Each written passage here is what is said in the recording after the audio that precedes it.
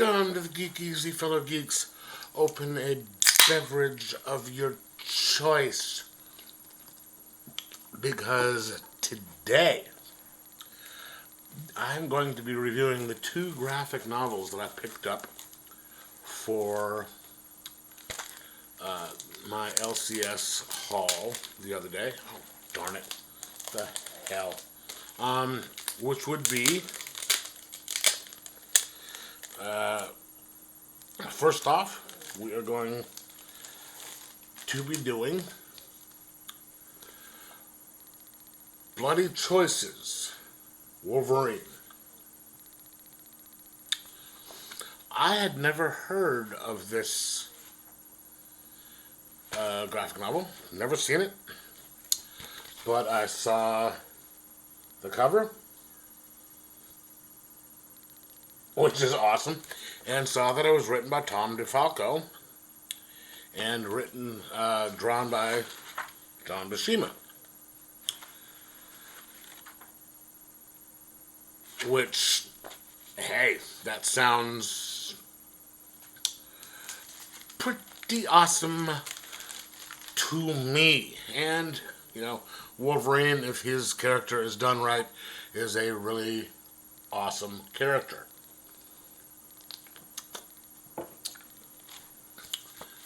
So, we have it out. It says,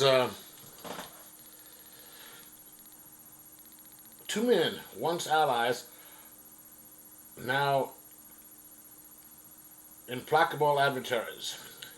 A man known as Logan, the Wolverine, has taken an oath to protect a boy from an insatiable child molester and an international criminal. The bloated human obscenity called Bullfinch.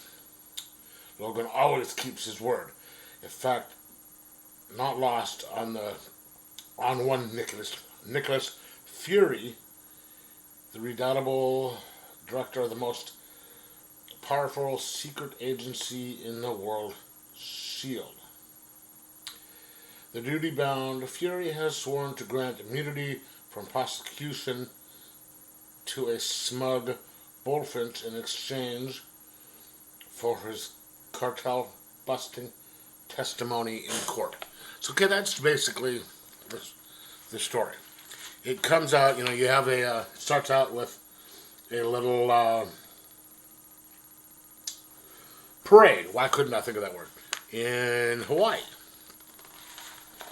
Logan's there for doing, you know, whatever.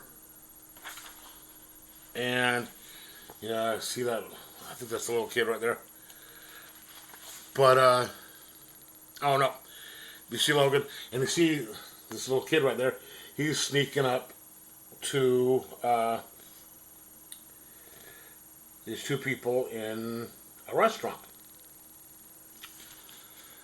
They are having a meeting. You see the big kind of kingpin type of character, then the guy in the gray. They're both having a discussion about things, and then the guy in the middle is kind of like a bodyguard.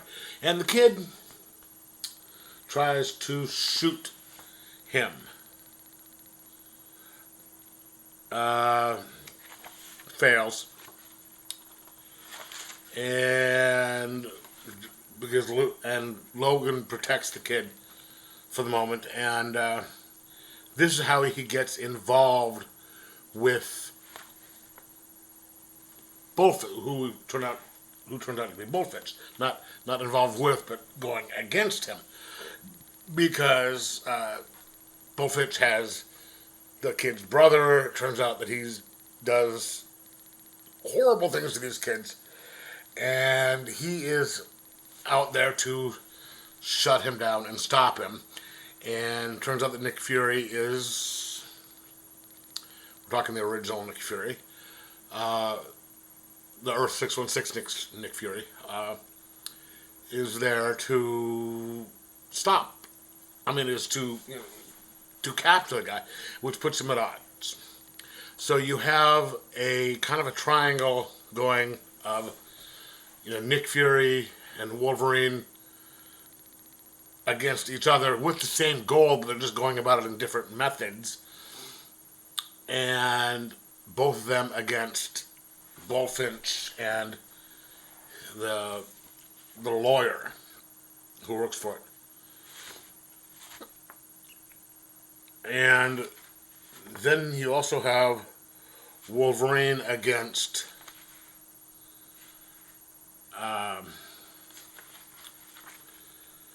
the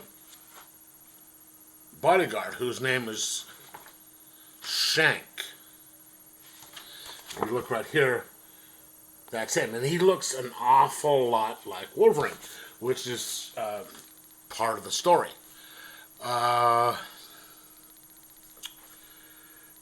Like, he looks like Wolverine. He's got the same power set as Wolverine. He has one claw, which he uses as a stabbing weapon, which hence the name Shank. And that is part of Wolverine's battle in there. This is a mental one, because they both had the feeling they've met each other before, but they just couldn't name where. And they got the impression that they were brothers somehow. And I think they mean, the way they were implying it, that they're blood, because they looked a lot. But Wolverine was like, I'm not. I'm like him, but I'm not. So he had to fight that battle while fighting Shank. It's a really good story. Very well done. I've never heard of the story before. It happened to be sitting there on the shelf at my LCS, and so I grabbed it because I wanted to have a couple things to read on top of my comics. I mean, my floppies. It was good.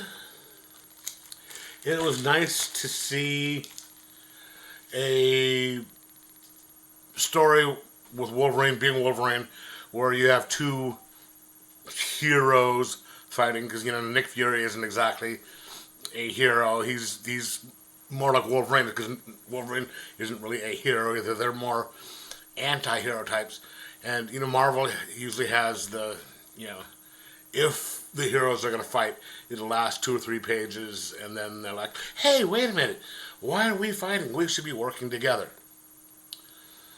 That didn't happen in this one. This was, this is them going toe to toe, because they, both men are of their word. Both are men of their words. Nick Fury had given his word that he was going to protect this guy. He had to keep his word. And Wolverine had given word to the kid, and he wanted to stop this monster. They both despised the guy, but yeah. Anyway, so that was a really good story. And so I'm going to give this a 4.25 out of 5. And just say, boom, loved it. Now, then there I saw this. God Loves, Man Kills, by Chris Claremont and Brent Eric Anderson. Obviously, Chris Claremont being the writer, and Brent Eric Anderson being the artist. This, I think, was the first graphic novel that I ever bought. And of course, we have the classic picture from inside the book. Years ago, back when it came out, it was in the 80s somewhere. Let's see, what was it was 1982. This is the 5th printing. But the original came out in 1982. So this probably isn't an 82 version because it's in too good a shape.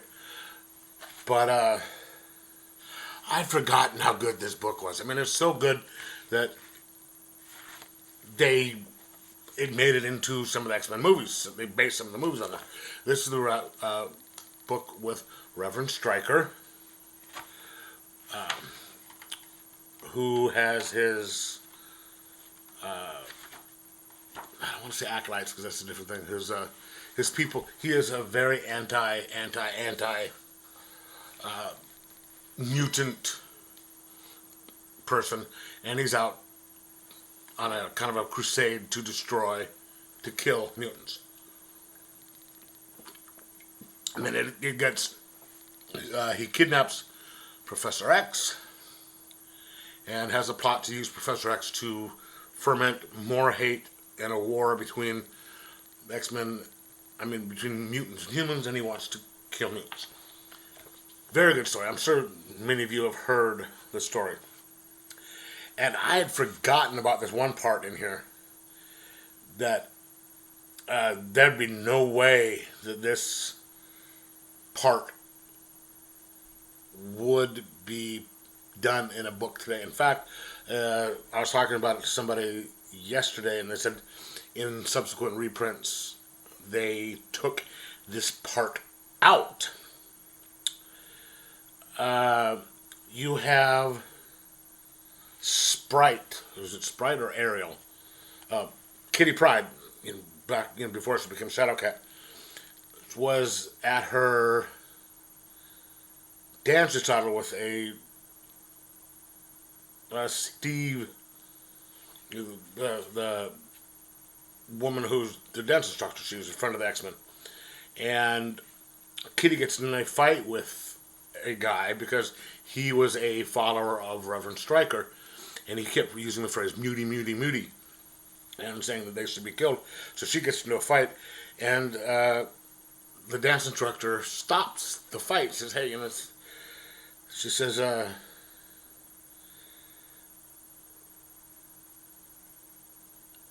this is with your skills, you could have killed Danny or worse. Says, they're only words, child," which is what the instructor said, which is true. I mean, if you actually think about it, there's this saying, "Sticks and stones might break my bones." But what we have here is Kitty just goes nuts, rightly so, and says, "Suppose he'd called me a," can't use it, a N-word lover, Stevie, would you be so damn tolerant then? Now, that is a great point that Kitty is using, and the use of the word, they aren't. I'm not advocating the use of it, but that's a great point. But I was really kind of surprised at how they were, that they were able to use that back then to create such a great point, because it's more powerful that way. But I was surprised that they allowed that to be in this, and I was told that these days that part was taken out of the books. But anyway, I'm going to give this a 5 out of 5 just because it is such a great book, and this really kind of pulled me into the X-Men because it was very, very well written. The characters are all in character. The art is fantastic.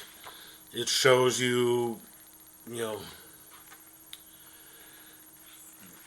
beliefs of each character. You have Professor X, you have Magneto. That they do have such opposing viewpoints. That they are friends.